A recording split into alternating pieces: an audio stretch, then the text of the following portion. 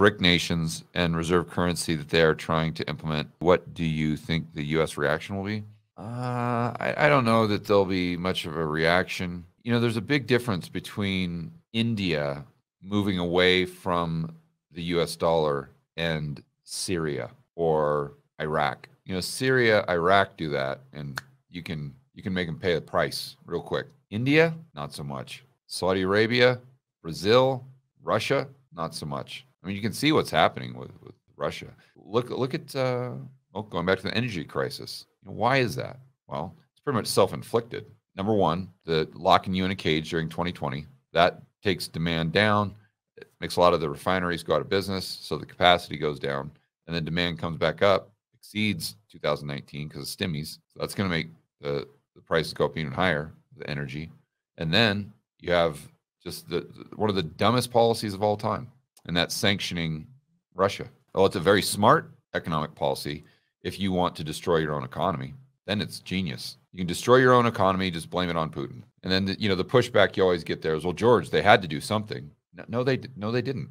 You don't. If doing something is going to make matters worse, then you don't do it. It's just it seems pretty simple. It's hard for me to believe I have to explain that to grown adults, that if quote unquote doing something is going to make matters far worse for you and not really impact the other party, then it's a bad idea. Then you don't do it. Simple cost benefit analysis here. But that's taking it back to your question.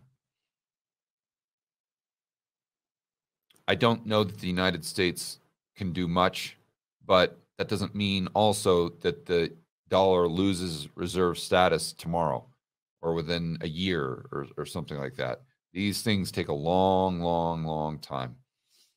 And, it might have happened, but they always happen.